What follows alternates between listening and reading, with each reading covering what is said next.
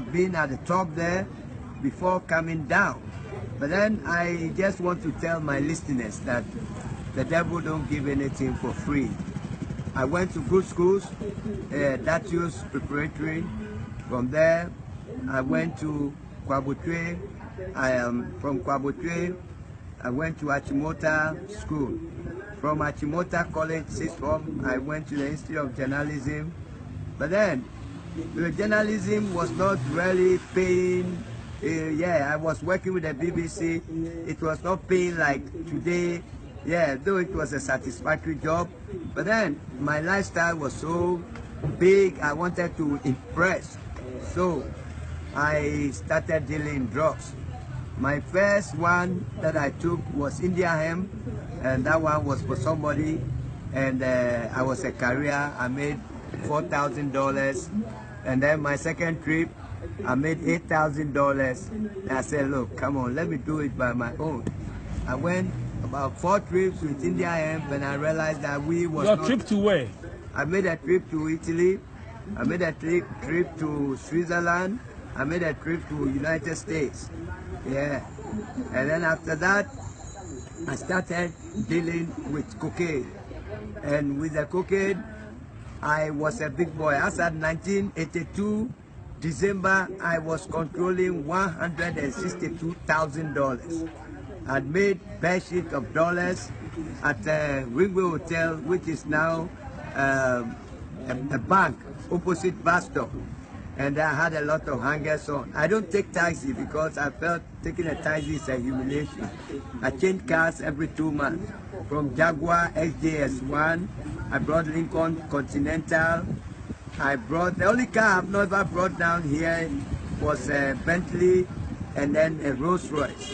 Then I was busted in 1984 March, and it was one of the biggest catch of cocaine from the continent of Africa.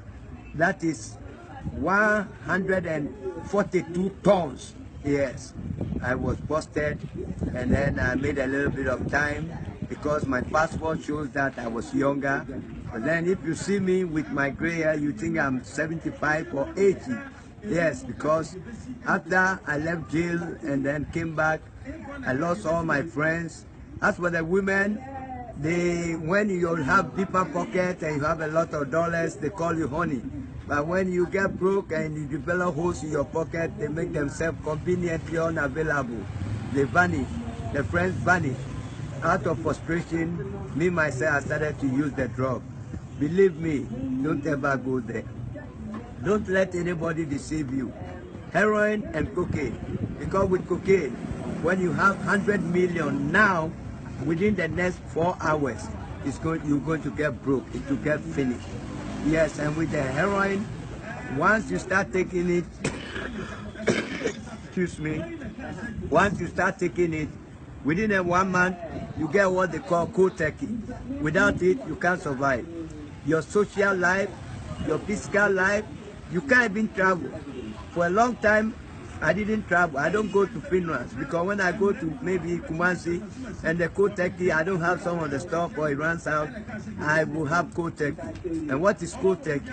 You have stomach cramps, you have rheumatism type of thing, and it's the only thing that follows you to your dream. Even in your dream, when you have cold turkey, in your dream it will follow you and they will give you stuff in your dream. It shouldn't work because it's not a real thing. You wake up, the pain is there. You will sell your car worth about $200,000 for $5,000, and you are happy that you got in that money to sustain and support that habit. So I am begging my listeners and that don't ever do the mistake that I did. I have seen women, when we talk about women, I've seen women I can describe as seductive brilliance of the women with guitar shape, luscious and kissable lips. I have moved about the best women. I've taken women to Switzerland, I don't want to mention names, and I have slept at Grand Sheraton, which I paid $1,500 a day. Taking women to Venice. Venice is a city on water where you just go with a gondola, the boat, yes, with light reflecting on the river. It's what I call a kaleidoscope, you know, paradise on earth. Yes, all because I want to impress the women. But at the end of the day, yeah, they are there for you. They will call you names, darling, honey, yes. But then a day when you develop holes, they will call you Pepper because the magic is gone. They were there just because of your pocket, yes. And so I will plead with you, you don't make the mistake I did. Today there are places that I go, they look down at me from my footwear. I have one 7-row suit. 7 rows, they are in England. They make the best suit. Not the kind of suit people wear like carpenters show them. These are suits made by Italian tailors, and when they sew one part, they patch it up. Yes, you wear it and you see that, yes, you wear a suit, yes. And those days when you put up a shoe, I'm talking about calf leather, Pierre Cardin, yes. We didn't have China where people go and bring that kind of stuff. I wear rollers, date chronograph, automatic self-rewinding people. Yes, I bought for my girlfriend Cartier 18 karat studded with green emeralds. Green emerald is the highest form of diamonds. Yes, but today when I see the women, they tell me, hey, Jeff, is that you? They give me a gift of $50. Pride plays a backseat to desperation. You may say that, well, you have flexed these women before, you have taken them. I have never flown on Zongo on an aircraft before, not even Ghana Airways. I go with Switzerland, I go with Panam, and always business class, yes. I fly from Britain, that is London to New York with Concorde. I pay $4,700 there to go from London to New York, which is under normal circumstance. When you go by the DC-10 or the Boeing 747, it will take you about 6 hours. But then with the Concorde, it will take you 3.5 hours, yes. But then at the end of the day, you become so humiliated, you want to kill yourself. I've tried killing myself 2 times, it didn't work. Yes, I drove a car into a tree at a slowdown, it never worked. And then the second time I took Valium, and the Valium I took 10 milligrams, I took about 20. But that day I woke up even earlier than I normally get out of bed. I said, well, stop fighting God.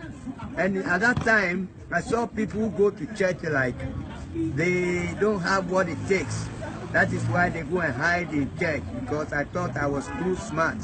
One time I told a guy, I'll feed you for the rest of your life. You can't compare yourself to me. God forgive me. When I see this guy today, he said, Charlie, take. He give me pittances, yes. And so I'm such an emotional and sentimental person that when people despise me, I feel so bad. The other day, I went to a church. Somebody invited me. When I walked into the church, what the pastor said, the head pastor who has given himself titles, Bishop, International, who brought this? Who is this man? Some kind of souls you can win. And I just felt so humiliated. I walked out of the church. Yes, but then, yeah, life is about what you make it. I wanted to be rich. I became rich, fabulously rich. But then, what use will it make when you are young and you are rich, and then getting to your 60s, you look like an AIDS patient, or you look like about 75 years, people despising you? No, no, no. It is better that you go through the meal, you struggle through the meal, and then at the end of the day, when you are getting older, yes, then you make it. Because there's a saying that the victor needs give no explanation, but the majority do not look out for circumstantial details, but for the successful and unsuccessful outcome. Almost without exception, people will pretend like they love you, but it is articulating a minor motive against an inarticulate major motive. They want your pocket, they want to chop you. And when they chop you and the magic is gone, they say bye-bye.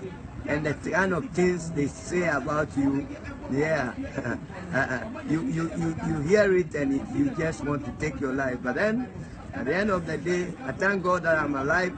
I still get these suicidal tendencies once in a while, but then I really want to impart this free advice to you. If you take it, it's going to help you, because the worst thing that can happen to you is not broken heart. It's when you get hooked to drugs. You feel so bad, yes, and you are hooked, yes, slave. You are enslaved to it, and people will despise you. Your family will get humiliated. Somebody go to your sister to buy things in the shop and say, hey, I saw that your brother, the mad person. Come to think of it, do I sound like a mad person? This is what drugs, and to quit it was not easy. And after quitting it, people will see you that once a thief, always a thief. Once a drug addict, always a drug addict. Yes. So I will appeal that when people are able to kick the habit, society should not neglect them, because when you start neglecting people, they say, well, after all, the world is neglecting me, even church is neglecting me. Yes, I'm not calling for sympathy, but it makes you go back and do the things you were doing.